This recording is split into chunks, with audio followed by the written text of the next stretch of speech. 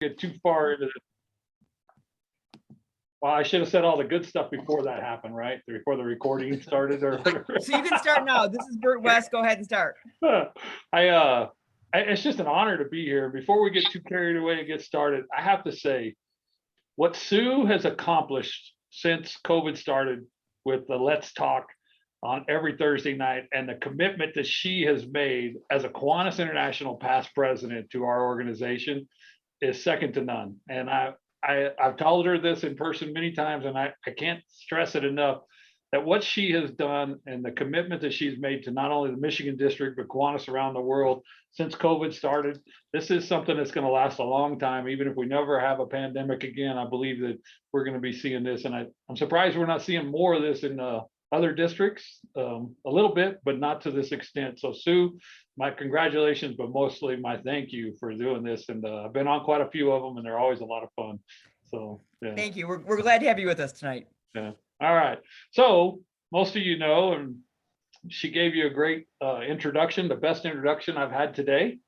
And I want to clean up a couple things. I've been a president of the Youth Pass Club once. I was president twice out in California in the Calneva district. And then also I was lieutenant governor out there. And so I'm going to have to clean that up with Kiwanis International so they get it written down correctly, but it's no big deal. So I'm Bert West, obviously.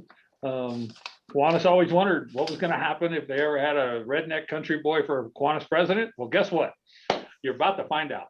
So this is not I'm from a very small town, grew up in a small town.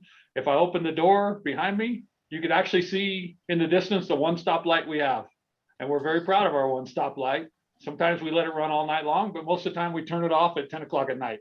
So it's kind of a different perspective that we have, being from a small town and a small community, but our needs are just the same as if they are in Detroit or, wherever you may be. Toronto, I see my good buddy, Phil Rossi, right there in the middle of the screen right there. So, the needs of children, the needs of a community are the same no matter where we're at in the world. And what we do, whether it's a small town or big town, is all the same.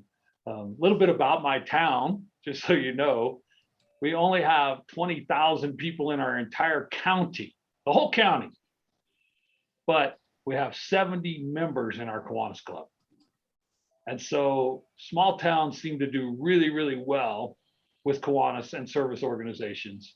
And I think they see the need locally and it's easy to get them to go. And I think sometimes we should focus a little bit more of our efforts on building new clubs and rebuilding clubs in smaller towns because they see the need, they know what they need, and they want to jump in. And so we're looking at our club is looking to be 100 members by the end of this year, and I think we can do it. So we have a lot of great membership initiatives that I'll talk about here in a few minutes.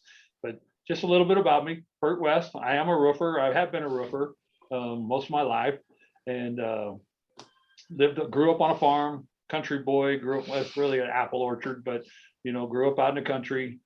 Sandy and I live in the country. We thought we had a neighbor, but we're not sure that we do. We don't know if anybody lives in that house down the street anymore or not. So we're not sure if we even have a neighbor.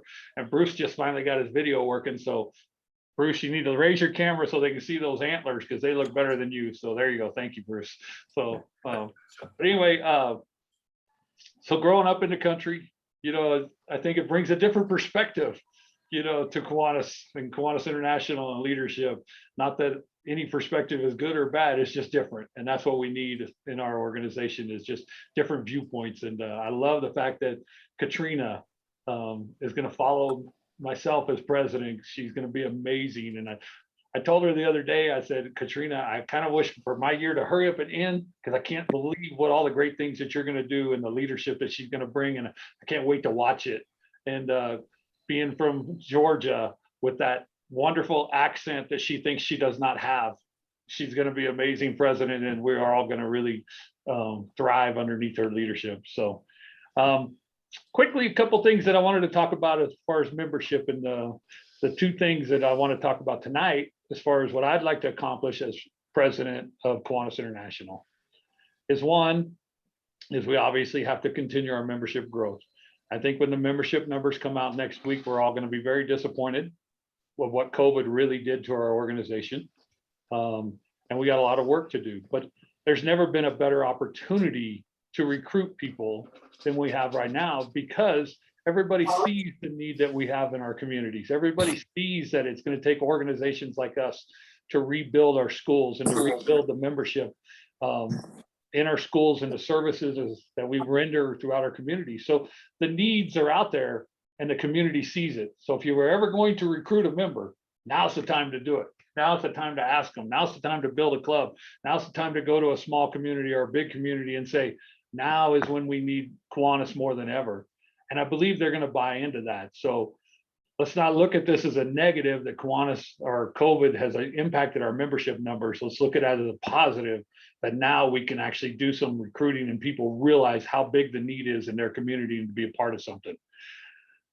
One of the things that we're going to do is we're going to continue with the membership growth teams that we've had over the last 10 years or so, and we're going to change it a little bit. We got Larry Member, he's on the call somewhere. Let's see, where'd he go? Larry, you're right in the middle. If we were on the Brady Bunch, Larry Member would be Alice, sorry.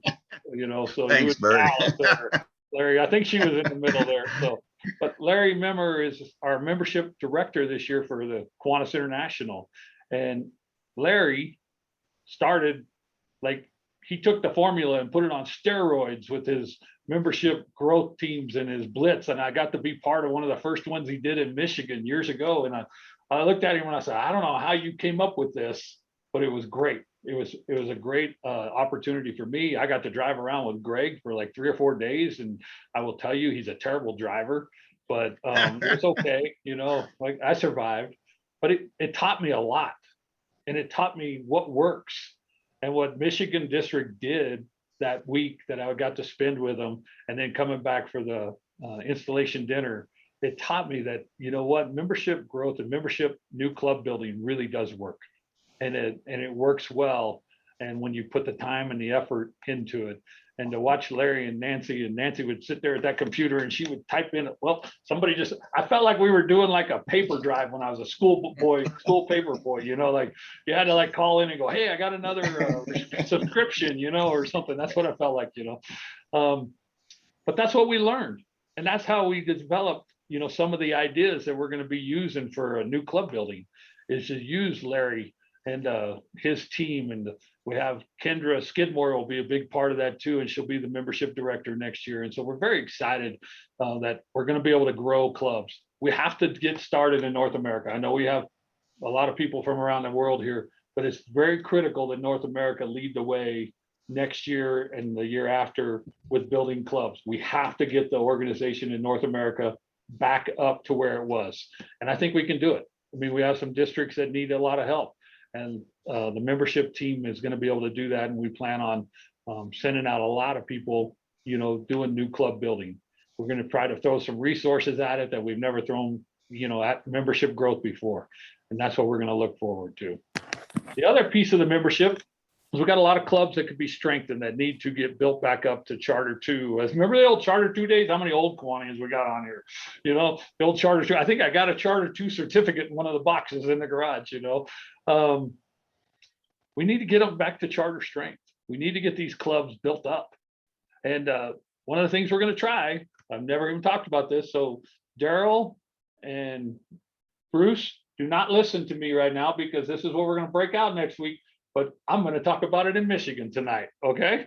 So we're going to try something. Don't know if this is going to be the name. I really don't. But we're going to try something. And it's basically off the premise of like 2 for Tuesday. And we want all of the clubs, and our club is doing it this year. And I just went out last week, and I'll tell you about that, is we want every club in September of next year to make a list of 24 names in their community that they think would make a good potential member for their club. And then on the first Tuesday in October, we want 2 members. So if this is our screen here going on here, Linda and I, on the first Tuesday in October, are going to take 2 names off that list. We're going to make an appointment. We're going to go talk to them, tell them about Kiwanis and why they should be in Kiwanis. And then the next Tuesday in November, Phil and Kathleen are going to go talk to 2 more people on that list. And by the end of the year, we will have talked to 24 specific people in our community that we are going to invite and encourage to join Kiwanis and join that club.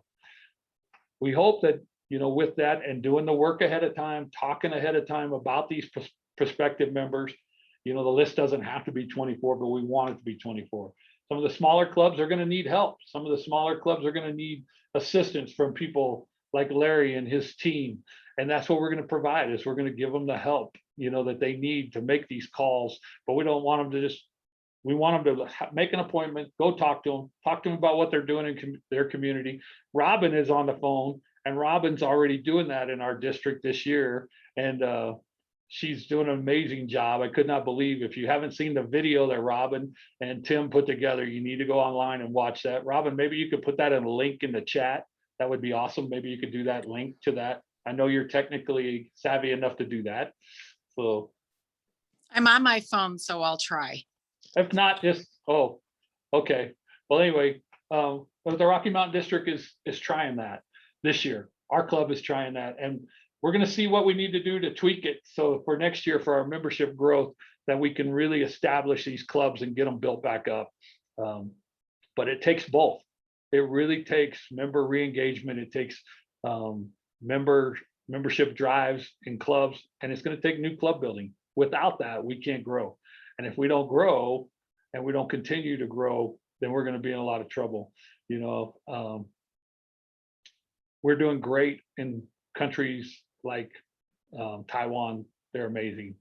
ASPAC is just doing wonders, with their membership. I don't know what Phil and his team's got going on in Canada and the Caribbean, but I mean, I keep waiting. I haven't seen like the 14 clubs yet for this year, but I saw the 400 they did last year, so they're doing a great job, and they got something going on. And that's what we need to copy. We need to copy what Taiwan's doing. We need to copy what they're doing down in the Caribbean. We need to look at that.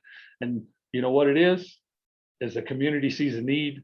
The community realizes there's something that needs to be done in their community, and they provide the opportunity. I've always thought that when you go to some of the foreign countries, I had the opportunity of being down in the Caribbean. I had the opportunity to go to Manila. I had the opportunity so far to go to Nepal. And what I see is that we provide the opportunity for ordinary citizens to be leaders and lead their community and make their community better.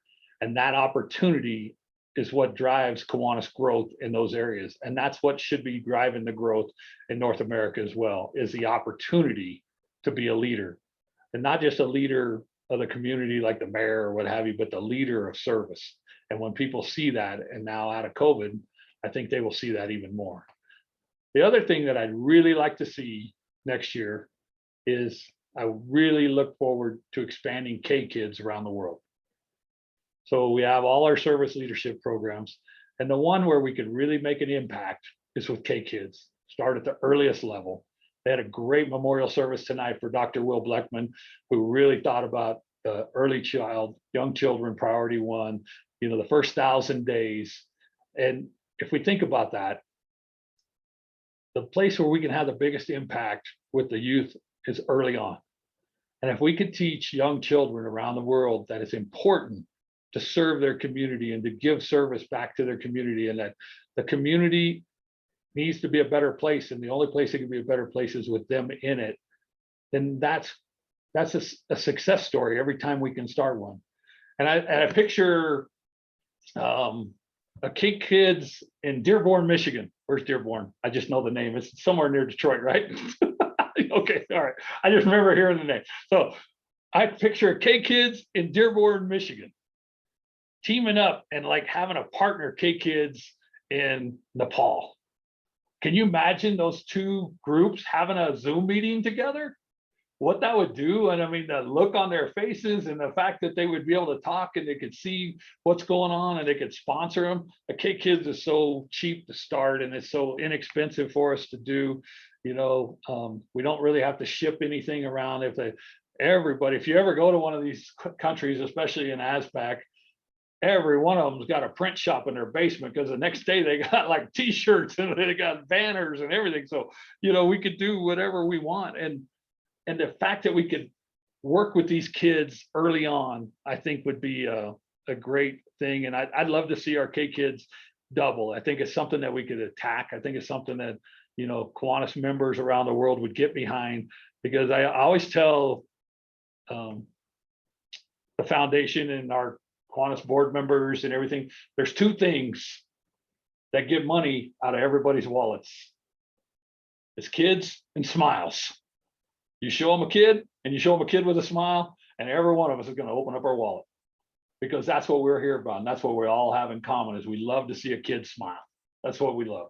When we have our pancake breakfast and the kids are lined up for 2 blocks, 1,200 kids coming through in a small town like we have, 1,200 people with their parents coming through.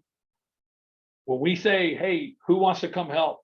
Everybody in the community wants to come help, because they all get to see those kids come for that free breakfast, sit on Santa's lap and get a present. And they all see the smiles. The smiles draw them in. The smiles of those kids is what gets everybody in town to sponsor this breakfast with Santa. The smiles gets the Safeway, the local Safeway, to give us $500 and all the sausage we need. It's the one that gives the local Denny's the opportunity to give us a pancake batter. It's not me going and asking for it. It's the smiles that they see on those kids. It's the smiles they see, and that's what brings them in.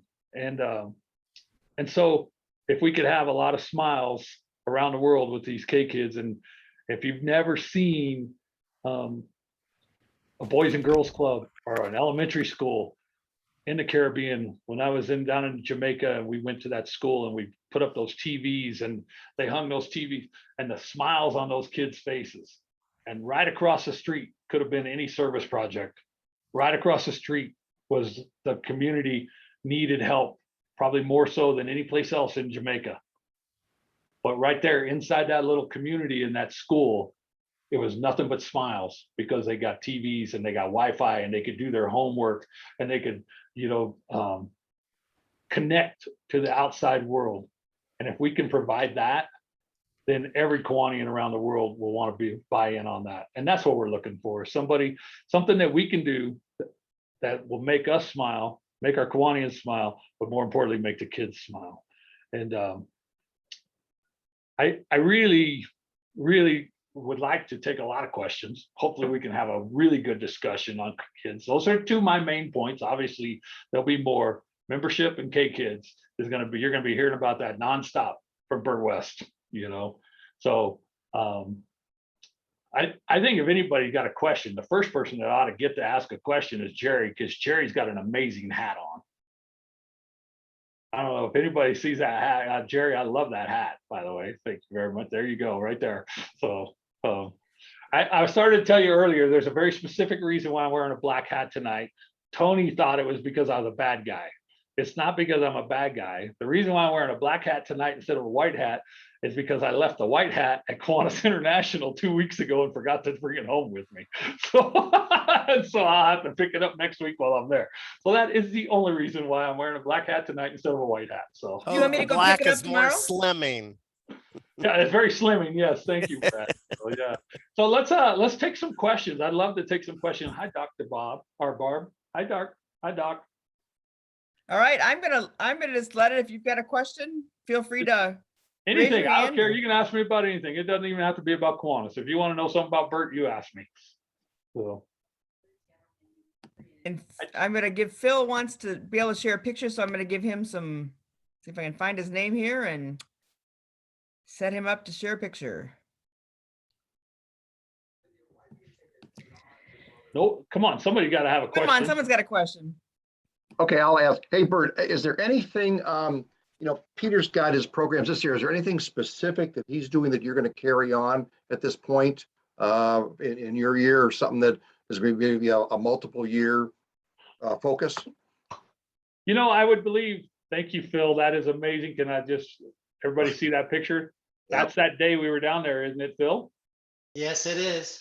That I'm telling you, that day. I can picture that day on the bus going through that local port of the town and then pulling in there and seeing those kids and seeing the smile. Look at that. I mean, that don't get no better than that. That's why I'm a Kiwanian right there. And that's been going on for 30 years, you know, like that, for 34, almost 34 years for me. So thank you, Phil, for sharing that. That's amazing. Greg, back to your question. Peter is doing the same thing with as far as membership. He's got a great team as far as with Larry and that group. And I think we're going to continue down that path of trying to send out, you know, teams to help build new clubs.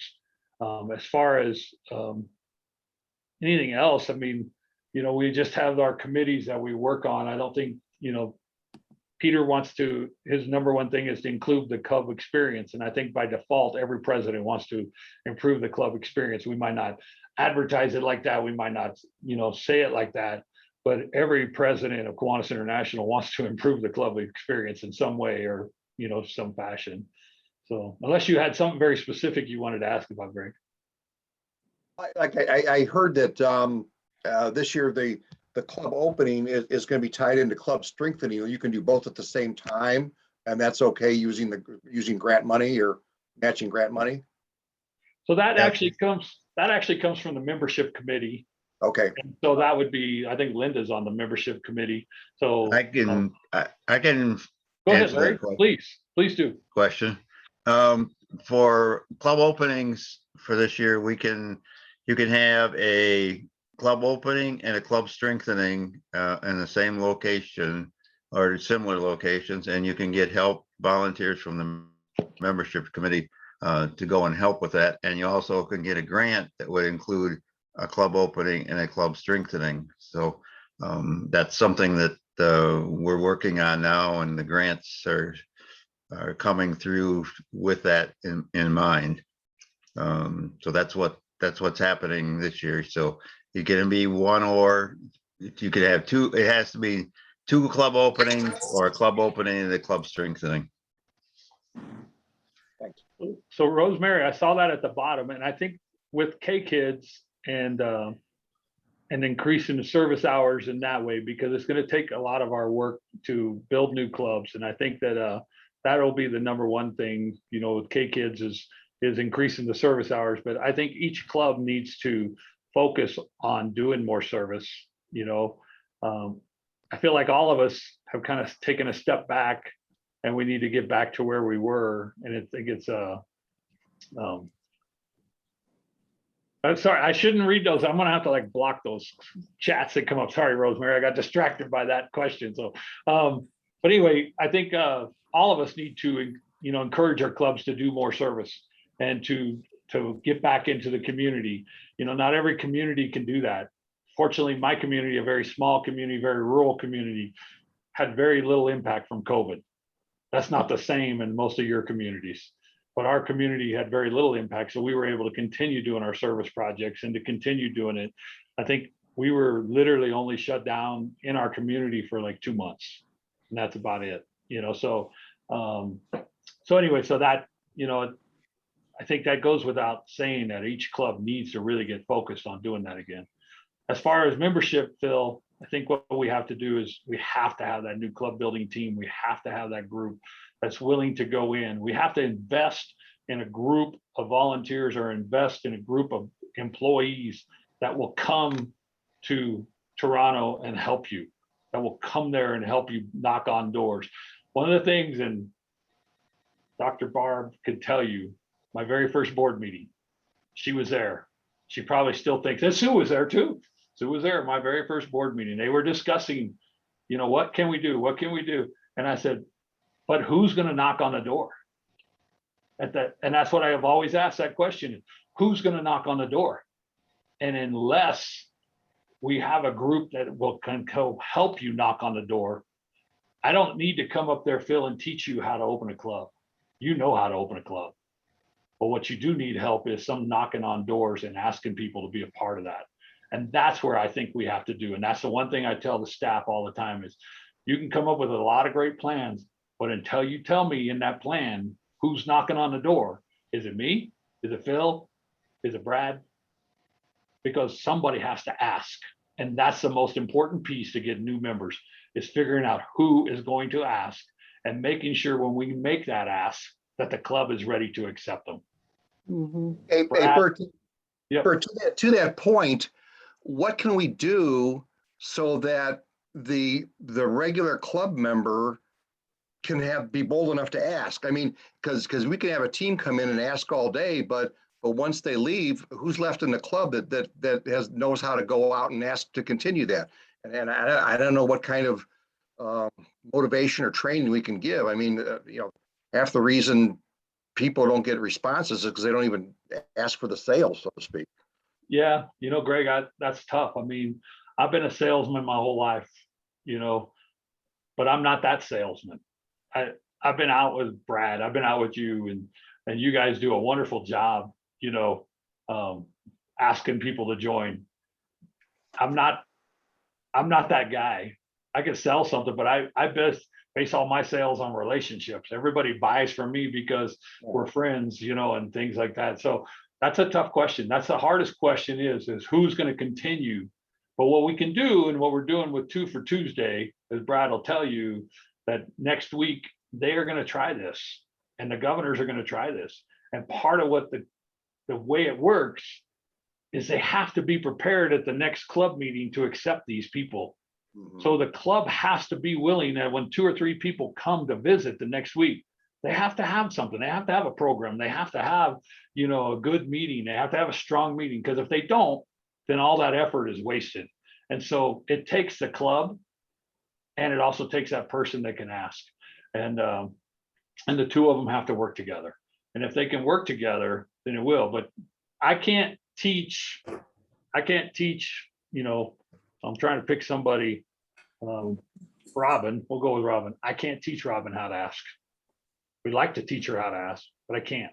It takes that first time of doing it, and then this next time, and then the next time. And that's how you get the strength, and that's how you get the encouragement, and that's how you get the, people to, have the confidence to go out and do it. Bert, can I chime in for a second? Please. The more 'Cause, you talk, the less I have to. Well, I'm just really hoping that the Rocky Mountain District is going to make you proud with our not going to ask. And, really what we're trying to do is shift the mindset from membership being less about the transaction and more about the relationship, and then stewarding that relationship. And you and I have had multiple conversations about my background in philanthropy and how, I wouldn't just walk into a store without a relationship and ask someone to sponsor me for $10,000.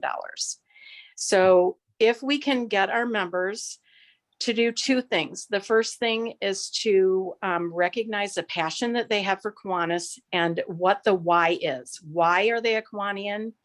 Why do they feel that we make such incredible impact in our community? Why our club? If they can do that homework first, it makes it easier for them to go into the community and have that conversation.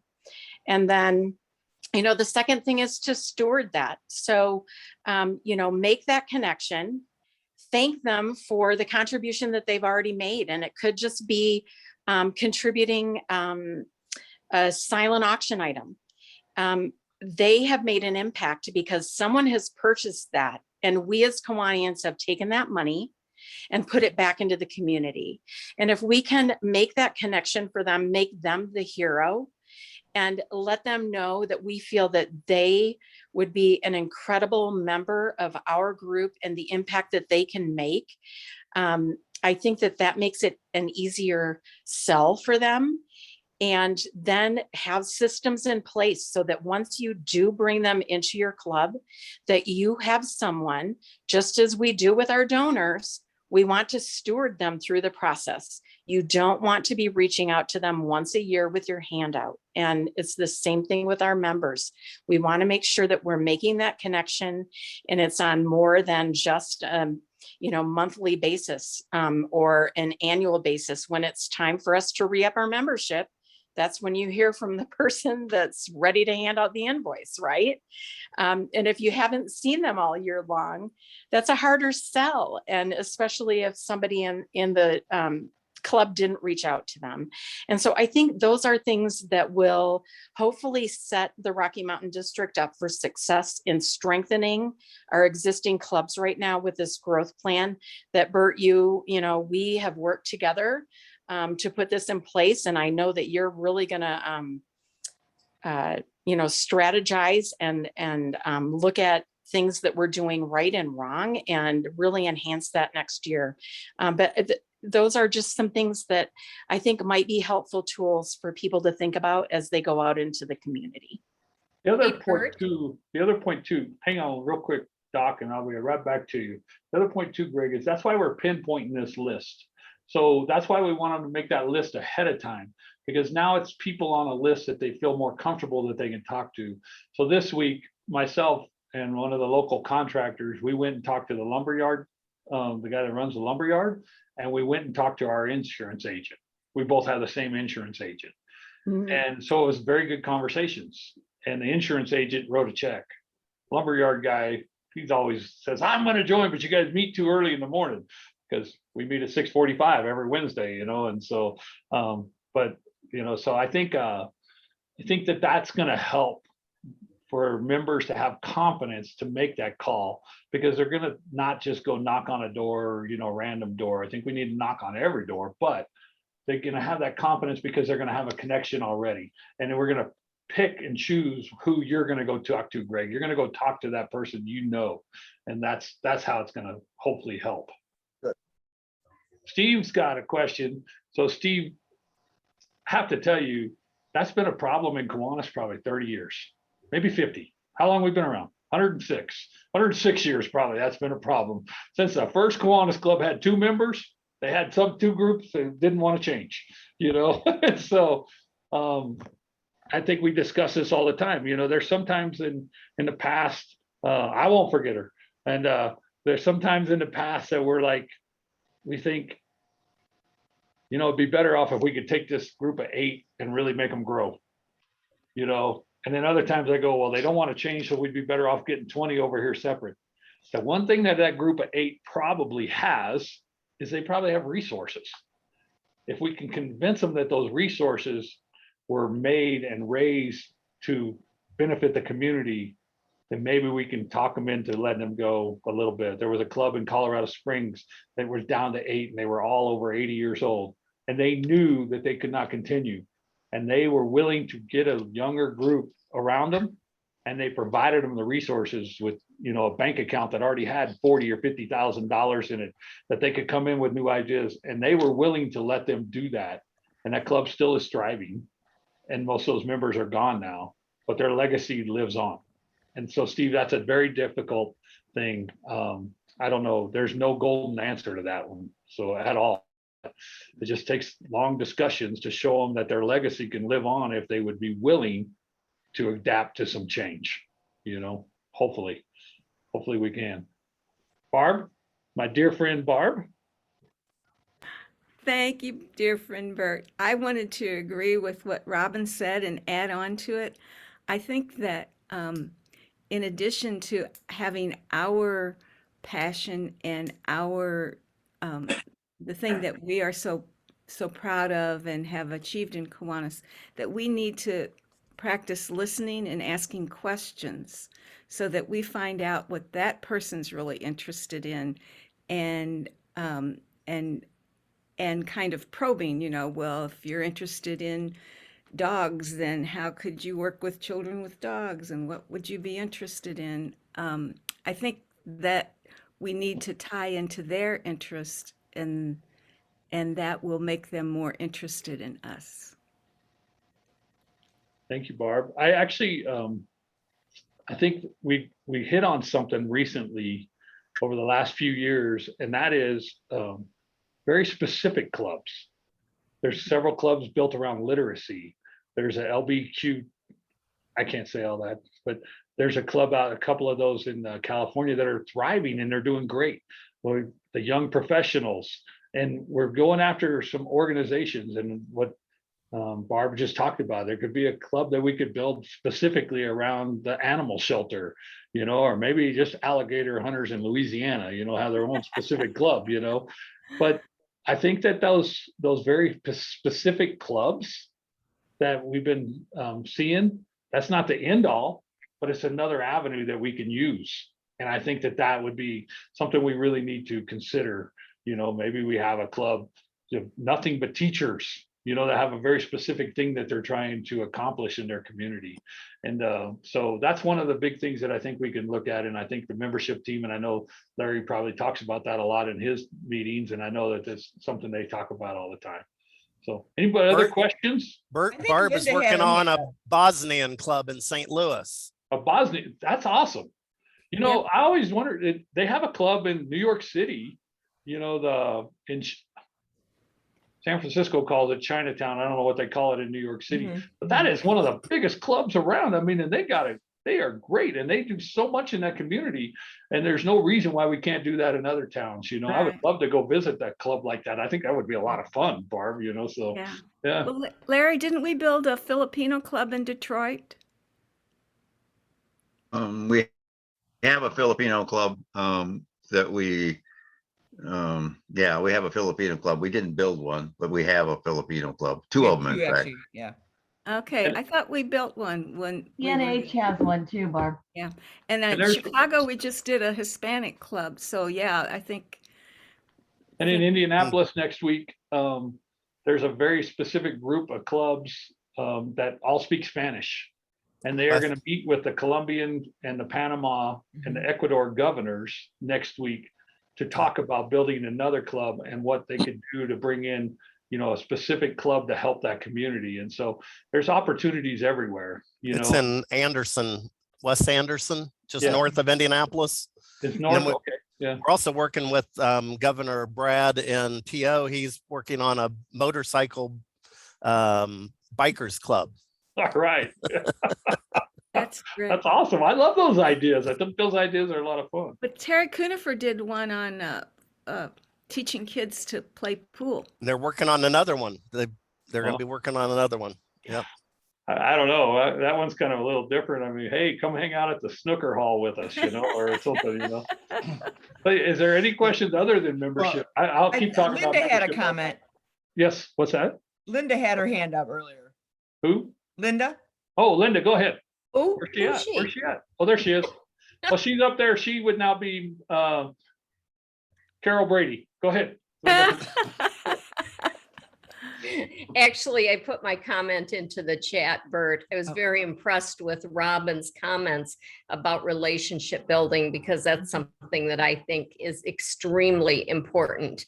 You know, you can do visits and you can be helpful in that, but it's much more productive if you develop the relationship first. And if it's a new relationship, find the common grounds. When you walk in, look for the things that tie you together with that new person. But my comment in the chat was simply that you should pass your hat down to Robin because she should be the chief relationship builder. My hair's messed up because I've been wearing a hat all day. So no, I'm not giving it to her right now. So maybe later. So, you know, there's one thing I would like to talk about, and I talk about this a lot when I travel and when I get to speak to Kiwanis clubs, and that's our legacy. You know, I love to talk about that. And I love to think about, you know, whose legacy are we? You know, and listening to that service today for Dr. Will and the legacy that he leaves, but we all leave a legacy like that, every one of us. You know, sometimes we don't even know. And one of the times when I was speaking in Denver, one of the clubs up in Denver, I was waiting there to speak ahead of time, and they were doing happy dollars. And I love listening to happy dollars before I speak. I love that because there's always going to be something there that's going to just trigger something. And there was a gentleman there, and he was speaking, and he was talking about that he went into the Salvation Army and, you know, ringing the bell. And he was probably in his early 70s, and he took his grandson that was like 10 years old. And he talked about ringing the bell all afternoon in front of the store with his grandson. And all I could think about was 20 years from now, he might not still be alive, but his grandson was going to remember that. And his grandson was going to remember that it was important to give back to the community and he was going to leave a legacy. I can't tell you their names. I don't even know if he's still in the club, but I never forget the fact that he was teaching somebody to continue to do service. And that's what we do every day. That's what we do with our service leadership program. That's what we do with our just any project we do. Not too long ago, we did a backpack program where we brought all the backpacks in, we stuffed all kinds of stuff into it, and we had the volleyball team showed up. I don't know who brought the volleyball team, but it was great. The volleyball team from the high school came and they helped us put these together, and they got to see that it was important, and they probably got to see that there was students that they were going to school with needed this, and they needed help, and they didn't have a backpack. And it gave them that sense of being and sense of belonging to our community.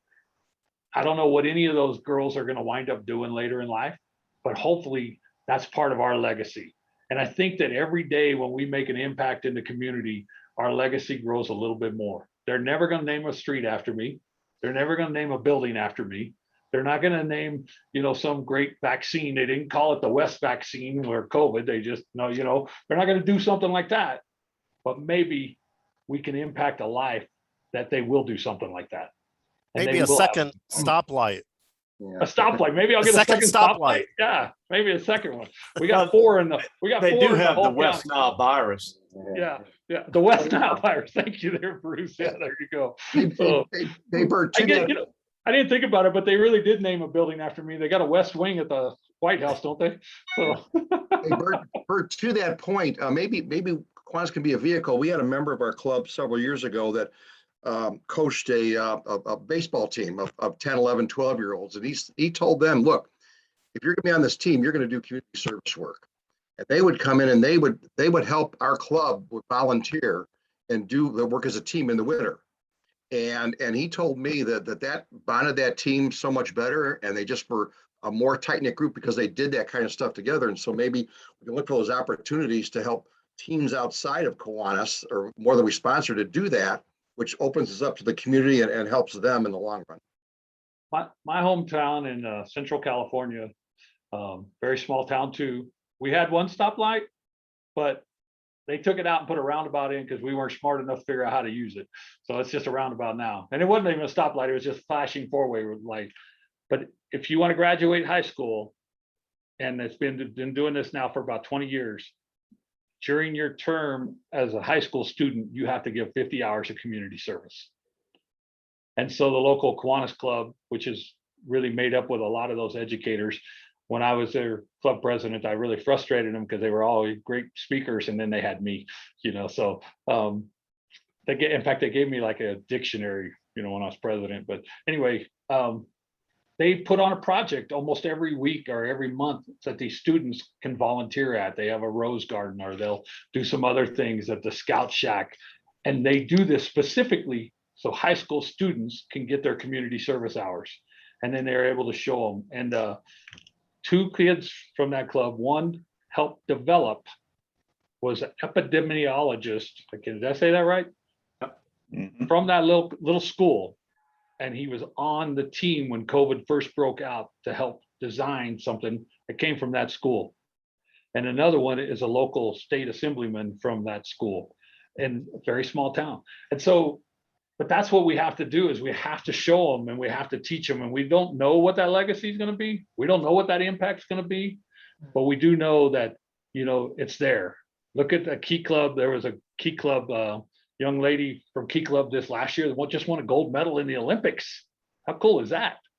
There's a Key Club girl, young lady from our school here that is one of the very first ones to fly the new fighter jets for the Air Force, and first female fighter jet. And we have these stories everywhere, and we need to celebrate them and we need to talk about them. So, any other questions? Yes, Barb? You're going to have to unmute yourself. And we finally got to say it. It's every Zoom meeting, somebody has to say you're muted. So I'm sorry. There is a street named after you in Stockton, Missouri. Remember that? yes, West Street. Yes. Yeah. Yes. So Yeah, you so have a street named I think it after was named after my grandpa, but I'll take that. I'll take that. So, yeah. And I do have a question. Where's Ace? So it's a little cold in the office tonight, and Ace is getting a little older, and I suspect he's laying on the couch snuggled up with Sandy right now. And I asked her if she wanted to come out there and hang out with me and all of you, but she said she was going to stay on the couch where it's a little warmer. So, yeah. It is actually snowing here in Divide today. Cannot believe it. I was not expecting that. I thought it was just going to rain, but it's a lot of white rain out there. The Pikes Peak behind me is covered with snow. So, Oh. yeah.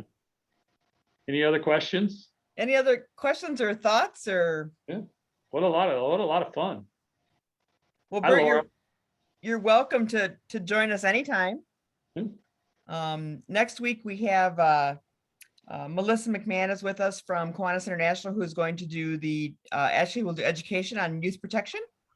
So you're welcome to join us, everybody, that week. The week after that, actually, our president, Peter Mancuso, will be with us. And then You know we what have- I'd like to challenge each and every one of you is really over the next month or so, really focus on our youth protection and really focus on the background checks with your club and members and the service leadership. I told Sue today when we were talking, I said, you can't unknow what you know. And unfortunately, on the board, sometimes you hear and learn things that you don't want to know. But youth protection and the fact that we are an organization that focuses on the youth we can't stress it enough. And so if you take something away from tonight, that could really be the most important piece. Take that back to your club. Make sure your club is focused and all your leaders, all your service leadership, your faculty advisors, and make sure they've all done their background checks and make sure they know what they're looking for. Do a whole program on it. And I know Melissa will do a great job about that next week, but that could be really a big focus for us, and it should be, especially if you have an action club, but that's who we want to be. That's who we are. And so we have to make sure we can continue to be that organization. So please, if you don't take anything else away, make sure that's a big focus at your clubs. So, and like this one, we'll make that sure that's videotaped so that you can show it to your club.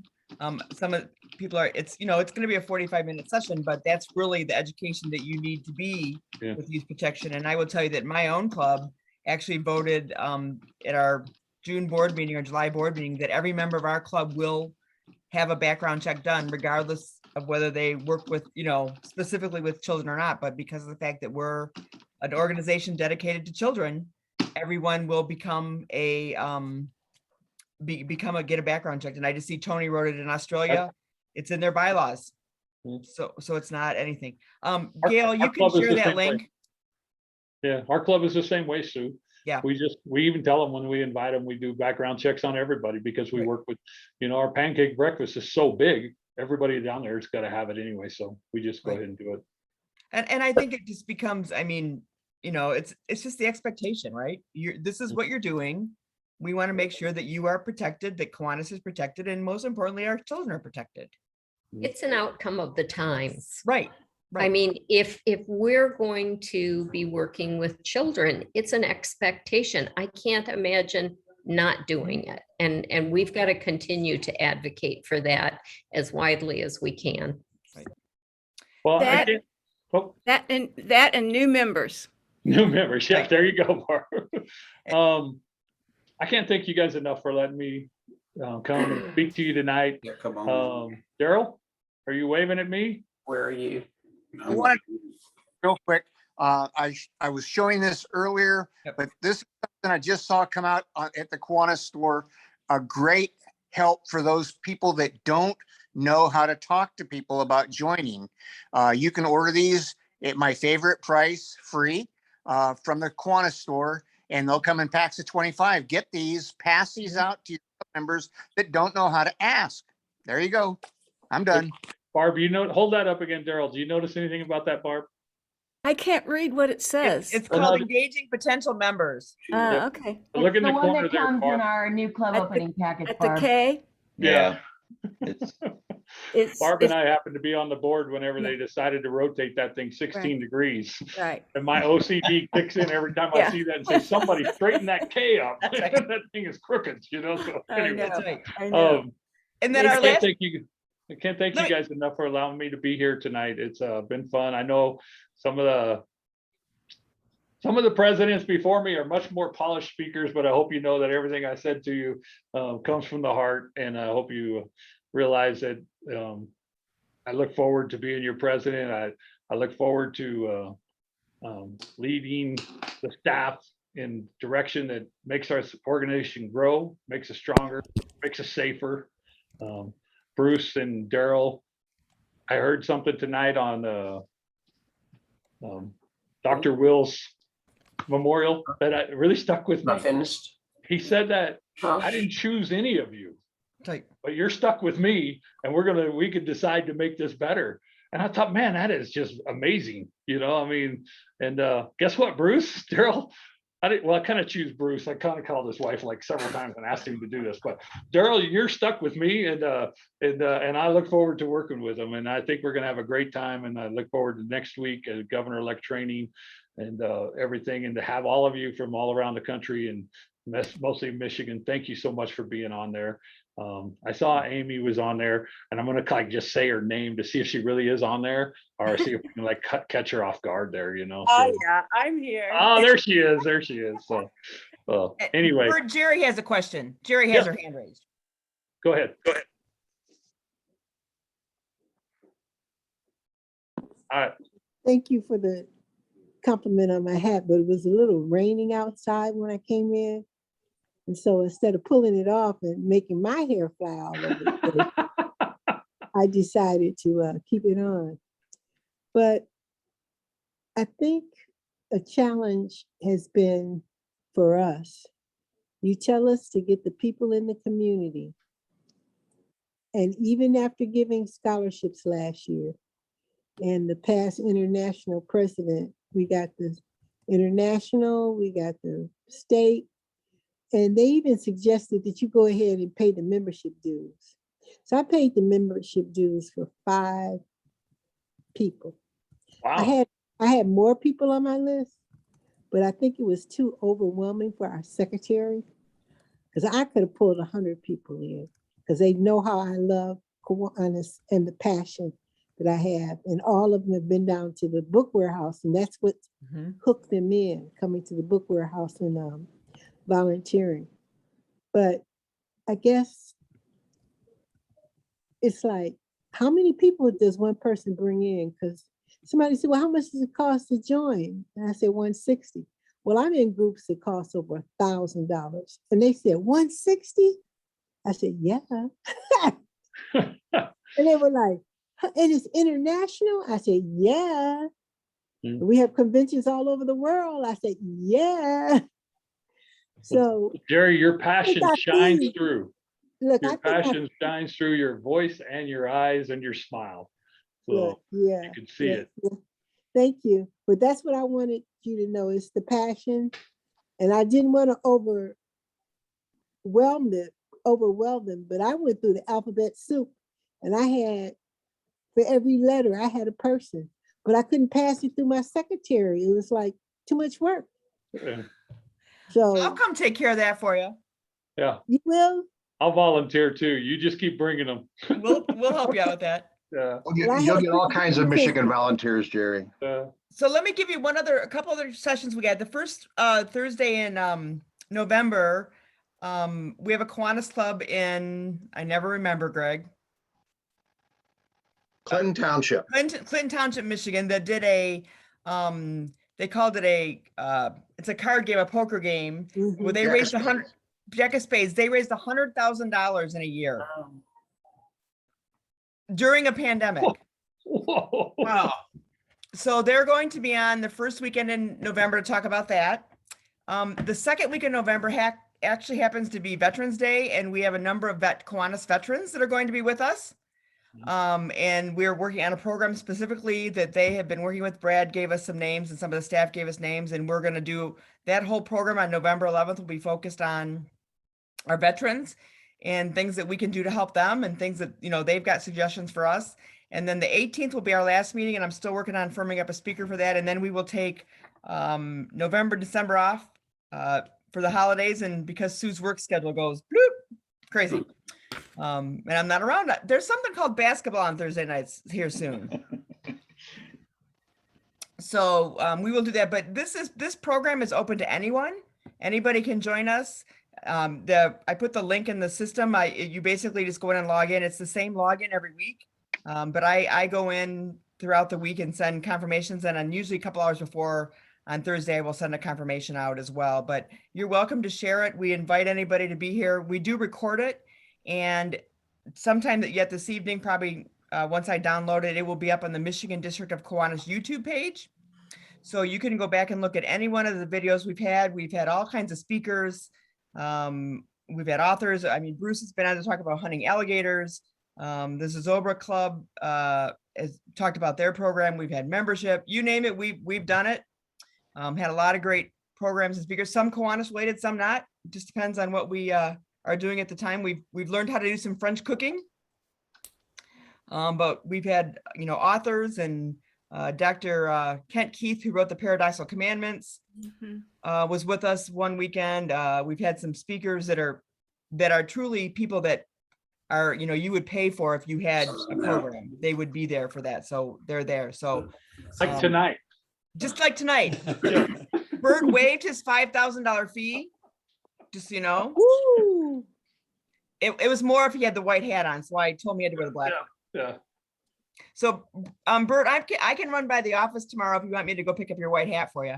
No, I'm sure they'll bring it to me. So I think we'll be all right. So, yeah. All right. So I'm in Indianapolis heading with my mom this week for a couple of days before I head down to the game. So I want to thank everybody for being with us tonight. Robin, go white. Let's get those Spartans one more win. And we will see you all next week. Go green. On Thursday. Go green, go white. See you later. Bye. Hi, Amy. Good night, everybody. Good night, everybody. Thanks, Bert. Thank you, Bert. You're Thanks, welcome. Thank you. Thank you, Bert. See you next week. See you Wednesday.